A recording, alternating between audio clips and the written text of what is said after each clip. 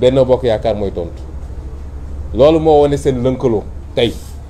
amul sénégalais bu mu ump administration Sénégal ak justice su Sénégal dañoo los gombaanu dañoo nërmeelu waaye dañoo dem jébbalu ci Macky Sall lu mu leen wax suba bu ngoon jot loolu la ñuy def ñooñu noonu nag laay waxal Macky Sall mi leen jiite Cheikh Abdou Bara Dolly nañ ko ba mu dem këram. Gis nga ay waxu Macky Sall institution est-ce que Macky Sall institution bu jar a respecté la institution bu jar a respecté dina wàcc Sénégal ba di dem di toog ak ñoo xam ne lenn rek lañ leen mën a mandargaal mooy saaga mën nañu saaga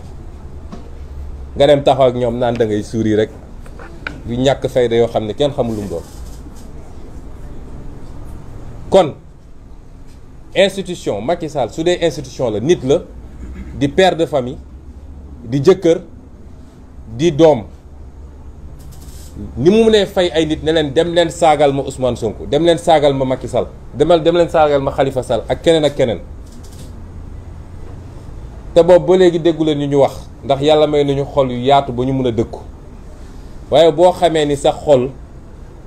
moom ak benn grain d'atome ñoo tolloo waroo jiitu di fay ay nit naa leen demal saagal ma ay nit rawatina nag nga nekk président de la République c'est-à-dire Macky Sall fi mu wàccee fonction présidentielle au Sénégal gëwma ni mën nañu atteindre ci loolu fi mu wàccee fonction présidentielle di woo nit ñi palais parce que mën ngaa saaga ñaata nit la recevoir palais lan mooy seen mérite saaga li waa ji ne en fait li expliqué yëpp Macky Sall a un problème avec son passé je crois il a un problème lui avec son passé et il essaie de prendre une revanche sur la société moo tax respecté wul kenn ku dul Macky Sall ci boppam keneen ku dul Macky Sall jàpp na ni doo nit soit nga ànd ak moom da nga koy ndunguru wala mu jaar ak yow fu ñëpp xam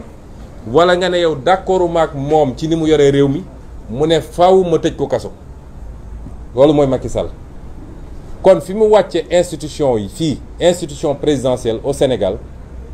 kenn mësul egg foofu léegi nag li may wax sénégalais yi mooy doonte Macky Sall institution la ab nit la yor njaboot yor soxna yor ay doom buñ ko tuddee ci an bu mu jàpp ni du anam bu jaadu ni mu koy méttee na xam ne ñi muy fay pour ñu dem saaga nit ñi ñooñu muy saaga dañoo yor njaboot yor ay soxna yor ay kër am image bu ñu war a défendre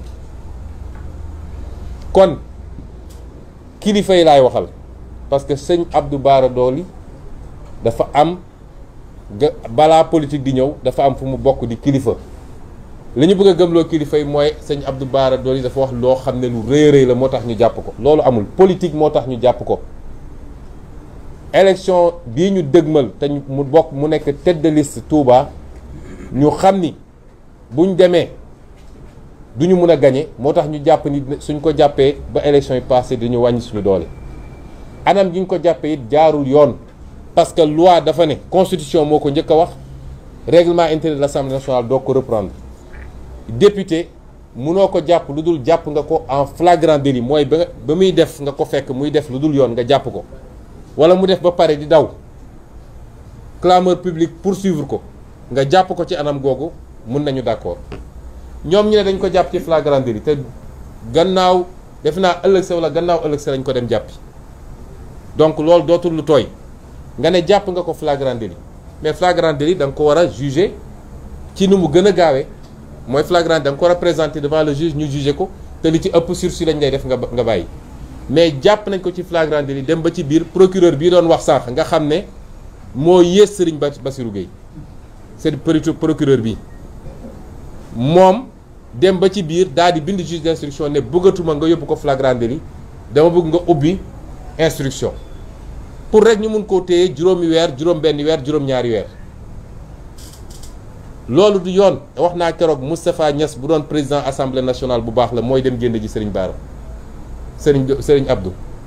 parce que téye buñ ko téye jaarul yoon ci jamono jooju nit taxaw na fii ne nañu rey Ousmane Sonko tey mu xëyaat ne li ma wax feddali naa ko ana procureur procureur bi doon wax sànq naan waa li xew ci dëkk bi anamu moom su yi taxawee dossier 94 milliards OFNAC def na rapport am ne ko ñii dañoo sàcc xaalisu réew mi Ousmane Sonko wax na dëgg nañ leen poursuivre ana procureur ci jamono jooju kër yi ñu fekk ay milliards ñu tëj ci ay néeg ana procureur ci jamono jooju. gis ngeen injustice bi nekk ci dëkk bi fi mu ñu jëmee te musul egg ndimbo bi nag musul am ñu jàpp ñii luxus xaalis ku ñu jàpp daal ku ñu jàppoon mu tëral di ko rendi te ànd ak Macky Sall bu yóbboo nga xam ne yow tu n'as rien à craindre. li ñuy wax nii nag su may wax ay menace de mort ma leeral ko xam nga ay dessin animé yu naan dañuy def menace de mort ñun loolu nit ñoo xam ne matuñu sax nit naan dañuy def menace de mort waxuñu ko parce que daf ñoo yëngal mais dañuy interpeller kii nga xam ne moo toogoon sànq di wax ay waxu daanu ci saret lii lu leer naññ la lu ñëpp teg seen bët te yëkkatiwul benn baaraam loolu moo xew Sénégal. ñaareel bi ma bëgg a wax mooy ñoom li ñu xaw a réussir nag tuuti mooy fexe nañu ba nit ñi waxatuñu nii Benno Bokk Yaakaar warul bokk ci élection yi waaye ñëpp ñi ngi naan Yewwi dafa war a bokk. ma delloo ci xel yi ci lenn conseil constitutionnel forfaiture bi ñu def li ci gën a garaaw du sax ñu ne liste titulaire Yewwi Askan Wi warul dem waaye le fait que ñu fexe ba dugalaat Benno Bokk Yaakaar te boobu jamono Benno Bokk Yaakaar ay parrainage am ëpp na muy benn parité am respecté wu ko loolu gën a garaaw ci li conseil constitutionnel def ces 7 charges-là c'est des criminels li ñu def c'est un crime loolu moo gën a garaaw que sax le fait que ñu ne ñun suñu liste titulaire nationale du dem kon dama bëgg ñu delloo ci xel yi ci loolu balaa ñu naan suñu liste nationale dafa war a bokk coow li yëpp mooy Benno Bokk Yaakaar waruloon bokk ci élection bi parce que keneen ku mu doon listam doo bokk ci élection bi ñaata nit la ñu téye parce que nee nañu seen parrainage matul yoon dafa ne parrainage bi bu manqué benn munoo dem bu ëppee benn munoo dem Benno Bokk Yaakaar ëppale benn depuis quand conseil constitutionnel nga xam ne c'est le juge de la conformité à la constitution naan l'arrêté d'un ministre depuis quand le conseil constitutionnel est le juge de la conformité à un arrêté ministériel. C'est une honte. C'est une honte ce que la magistrature est en train de faire dans ce pays. Et j'interpelle l'union des magistrats. bu dee dese na leen lenn su dee dese na leen lenn ci dignité ak ci probité nañu jóg wax ci ñoom li ñuy def ñoom magistrats yi ci réew mi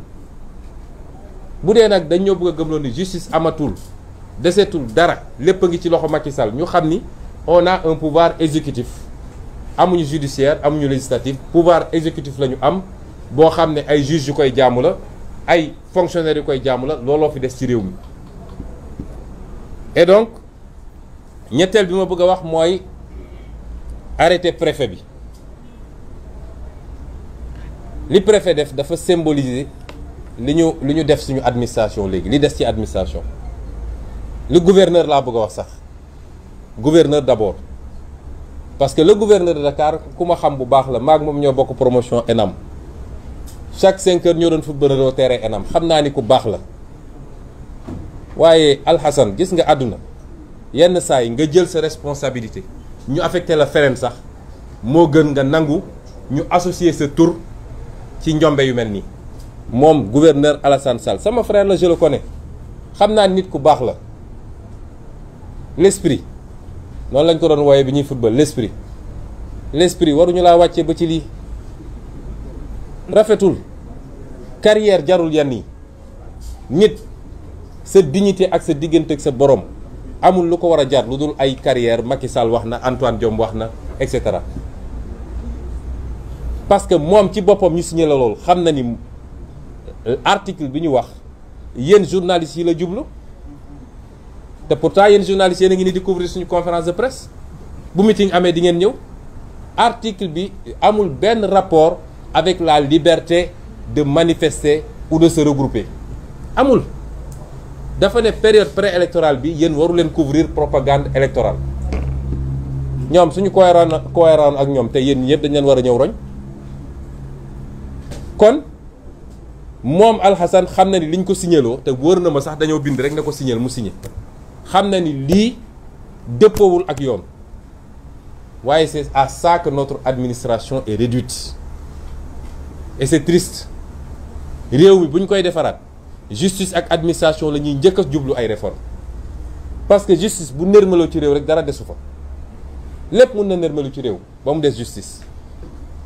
te soo waxee nag ñu làqatu waaye l'institution judiciaire nangam les plus grands ennemis de l'institution judiciaire sont dans la magistrature loolu mooy dëgg. kon arrêté gouverneur bi c'est un arrêté illégal mënul servir de base à une interdiction préfet bi li mu def tey mënul légal parce que préfet bi ñaar la wax bu njëkk bi mooy menace de trouble à l'ordre public te saa waxuñu nag menace de trouble à l'ordre public bi lan la de xam naa MFDC mooy ñëw ak toutes ses bases à la place de l'obélisque peut-être que sax Macky moo leen di jox kaat ñu ñëw lan mooy menace à l'ordre public ñun di semaine ba la def nañ fi manifestation dara yënguwul manifestation bu mucc ayib ñu pare ramasse mbuus yeeg yëpp defaraat place ba mu rafet nit ñi ñibbi moo tax d'ailleurs li ma wax léegi gis ngeen procureur il faut Yewwi Askan Wi déposer une plainte contre le procureur parce que ñu def manifestation ay une semaine coow amul dara amul nga toog ba tey nañu suñu manifestation boobu insurrection la woon est-ce que procureur bopp bi yuur bi normal na ñu def seen manifestation une semaine plus tard dara yëngatuwul pétard sax dégguñu ko nga jékki-jékki inventé say ay histoire ne manifestation bi insurrection la woon ana les signes de l'insurrection kan la ñu xeexal fan la ñu dem est-ce que dañoo déloger palais est-ce que ana signe insurrection loolu mu ñu jiiñ nag on va demander à nos avocats de préparer on va déposer une plainte contre vous parce que toog yor fonction rek foog ni lu ne mën nga ko teg ci deru nit ñi dafa yomb procureur waxul dëgg xam na ni insurrection amul te nous l'interpellons personnellement parce que dafa am loo xam ne nit su koy def mun nañ ne c'est des actes et des propos détachables de sa fonction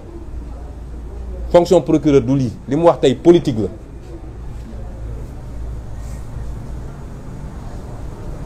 bu ñu waxee loolu ba pare nag dañuy wax sénégalais yépp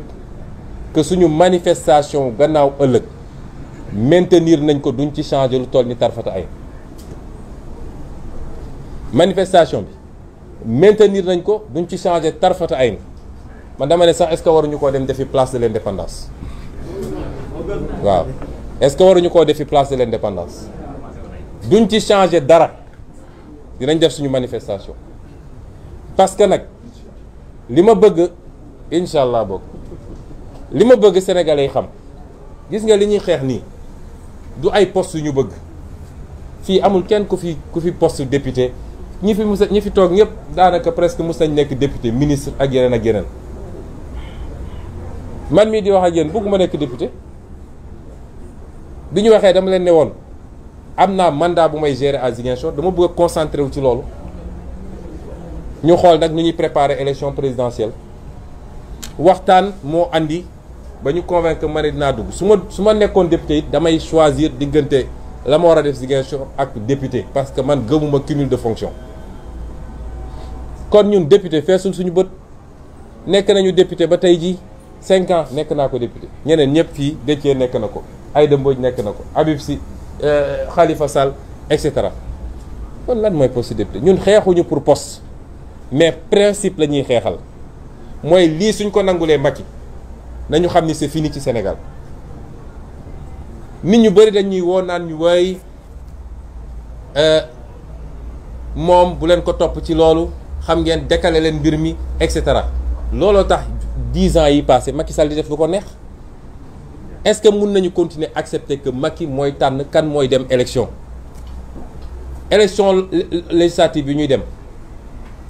benn ténor opposition du ci bokk est-ce que loolu xel mun na kon yéenay gis France élection législative Jean-Luc Mélenchon ma nga fa Marine Le Pen ma nga xalaatuñu élection législative France ñu ne éliminer ñu diw parce que nee nañu listam xaw ma xalaatuñu ko.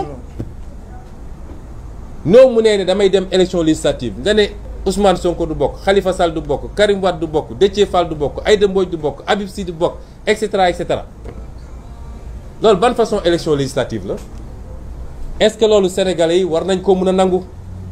kenn ku nekk fi nga toog sa biir salon nañu posé wu question yooyu principe yooyu la ñuy xeexee muy ñaar mooy li mu def pour annuler suñu candidature te tegu ko ci yoon ñaareel bi mooy mu tegaat ci nag ne les libertés dama koy confisquer ma fàttali ni Macky 2011 dafa ne l'affrontement est inévitable ça va se jouer dans la rue j'invite le peuple sénégalais à sortir il y avait pas d'autorisation chaque jour ñi ngi woon place Obélisque il y a pas d'autorisation li may wax Macky Sall mooy ça se jouera dans la rue et moi j'appelle tous les Sénégalais à sortir dans la rue c'est tout kon mu des nag buñ ko bàyyee ba mu tere ñu ñun manifester te nu mu munti demee dina am manifestation lay bañ dina am manifestation nag bëri na forme dëkk bi yépp dina am manifestation bu soobee yàlla li ca des nag mooy complot yi nga xam ne Macky Sall mi ngi ak moom complot yi mu nekkee xam nga li mu defee woon France ñun xam nañ ko ku mu dajeel France ci lu ñu fësal ak lu ñu fësalul xam nañ ko ci ñu bokk ci réew mi ak ñi ko ngemb ci France lépp xam nañ ko lam fa uti woon xam nañ ko ay pexeem lu mu def su ba ngoon jot du ma ne lépp xam nañ ko de waaye lu ci bëri xam nañ ko parce que ni mu yóbbee ces services de renseignement généraux yooyu noonu la ñu amee ñu nit suñuy nit fu mu toog ba foog ni wéet na fa sax ndax xam ni li muy def ñu ngi koy xam kon gënuñ ñoo muus ma bëgg a wax sénégalais yi ni procureur li mu def sànq commande politique la ça n'a rien à voir avec la justice procureur ci boppam xam na ni li muy wax du dëgg xam na ko kon li mu def léegi politique la du justice teyit leader yi fi nekk yépp ay cible Macky Sall lañu waaye xam nañ ni tey leen tax a jóg mooy jëmm Ousmane Sonko moo tax dem nañu fabriquer seen rebelle feex nañ ba mu tudd Ousmane su tuddoon Ousmane it Sonko lay sant waaw su tuddoon Ousmane su tuddoon Bakary Sonko lay sant dem nañu fabriquer seeni rebelle nee nañu waa ji moom xam fu mu jógee moom dong nag moo waroon ñëw taal Sénégal moom dong xam fu ñu ko jëlee ak ay xam naa ni yàlla war na koo may ay dons yu extraordinaire moom dong moo waroon ñëw taal ci Sénégal ma wax leen ni procureur waxul dëgg day politique ci politique la nekk waaye procureur dafa waroon am fitu ne Macky Sall daf maa yebal pour ma jiiñ Ousmane Sonko rebelle dem jàppi ko wax ji yëpp loolu la ay personnes n'est intouchable dans ce pays li mu ci jublu xam seen complot bi mu voté loi am gannaaw duma yi ñu ko duma mars daaw la voté loi ci terrorisme yéen a ngi koy fàttaliku rébellion la ñu bëgg a wax appel à insurrection ñaar yooyu la ñu bëgg a wax appeler à manifester qui est un droit constitutionnel et désormais un appel à insurrection dans le jargon le lexique juridique de Macky Sall de son procureur et de ses juges foofu lañ toll ci Sénégal seen bébét yëpp nag mooy nu ñuy def ba teg loxo ci leader yi seeni complot dem na ba ne soyez pas étonnés ñu fomenter fi ay attentats Macky Sall sañ na ko di ngeen jékki-jékki ñu dégg attentat parce que soo wax ñu ne la contexte sécuritaire le Sénégal n'est pas en danger sécuritaire daaw bi ñu ko waxee 4 avril police ak militaires yi ak gendarme yi 4 avril pexem yi muy def ni yëpp ci police la ak ci ñi jiite ñenn ñi jiite gendarmerie waaye police bi du leen topp de la ci ëpp ci agent yi duñu leen topp te chaque fois ma wax leen ko nag Macky Sall bu mu leen tayle saa yu defee li muy def ba pare day jël avion dem bu mu leen tayle mais seen complot yooyu yëpp daaw bi ñu ko waxee dajale force occulte qu'on a vu jusqu'à présent xaw ma la nag lan terrorisme gendarmerie ak police ñoo ñëw plateau 4 avril ne loolu amul. kan moo ëpp information gendarmerie ak armée ci lu jëm ci sécurité amul ci Sénégal Macky Sall ci boppam ñoo koy informer Sénégal nag ñoo war a bañ Macky Sall sa stratégie waxoon naa ko fi c'est la stratégie du chaos xam na ni mënul am 3e mandat nu muy def ba créer un chaos fexe ba jàpp les leaders daal di décréter l'état d'urgence et le comment on appelle ça le couvre-feu général pour mën a justifier nag li muy def régime militaire la fi bëgg a andi bu dee nag dañ ko topp ci loolu te mi ngi koy def ak des complicités étrangères et à l'interne ay milices yu muy monter moom Macky Sall ay milices yu muy monter pour ñu mën a def ay njombe ci réew mi ñu ne voilà opposition bi ñoo woote woon loolu lay waajal ñun xam nañ ko ndax am nañu information yi ma wax nag ni ñu bëri ñu ngi woo ne ñu bu leen dem ci affrontement ñun suñu option première du affrontement suñuy droit constitutionnel la ñu bëgg a exercer un point un trait ak refuser une mascarade par rapport à nos listes amul leneen ñu bëri dañ lay wax ni Macky Sall sait que l'affrontement est inéluctable mais repousser leen ko ba coowal 3e mandat commencé mais li ma bëgg a wax sénégalais mooy li mu bëgg a def nii suñ ko bàyyilee mu yombee noonu ci moom dara dootu ko jomb ci li ci des parce que du koo xam ne mun na dégg wala mun na raisonner wu moom xamul loolu su lambee mu nooy rek day dem looloo tax ma ne ñun combat de principe moo tax ñuy xeex manifestation ëllëg bi gannaaw ëllëg bi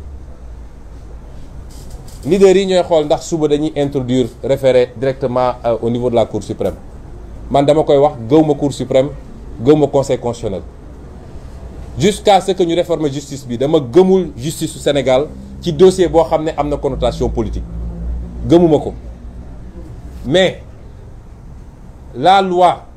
d'abord l'article de la constitution dafa ne liberté de manifester sénégalais dama bëgg mu leer mooy sénégalais bu nekk am nga sañ-sañu ñaxtu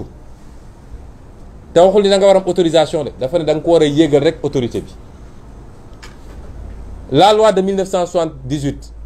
sur les manifestations lan la wax dafa ne autorité administrative mun na interdire un regroupement wala une marche mais ci ñaari conditions te ñaari conditions yi dañu war a daje dama bëgg ñu déglu ñu bu baax donc interdiction bi c'est l'exception c'est pas le principe mais pour mu am il faut que ñaari conditions yi daje bi ci njëkk mooy il faut mu prouver ni am na menace à l'ordre public prouver gu ko de wax ñu lan mooy menace loolu moo tax ñu ne procureur génnal ne gis nañ fi ay rebelles yu bëri Salif Sadio sax mi ngi Dakar ay waxu daanu saret yoo xam ne kenn xamul lu mu doon ñaareel bi mooy ñu prouver que ñoom amuñu suffisamment de force de l'ordre pour encadrer la manifestation ba menace de trouble à l'ordre public boobu du am ñaar yooyu il faut mu daje or su ngeen seetee arrêté préfet bi benn la ci wax kon arrêté bi c'est illégal dafa ne menace à l'ordre public mais waxul ni man préfet awma suffisamment de policiers de gendarmes pour encadrer la manifestation te gis nga loolu Cour suprême ci boppam génne na ci arrêt yu bëri ma jox leen ci ñeent rek en 2011 Alioune Tine Rado contre État du Sénégal en 2016 Amnesty International contre État du Sénégal en 2018 Église du christianisme céleste contre État du Sénégal et en 2019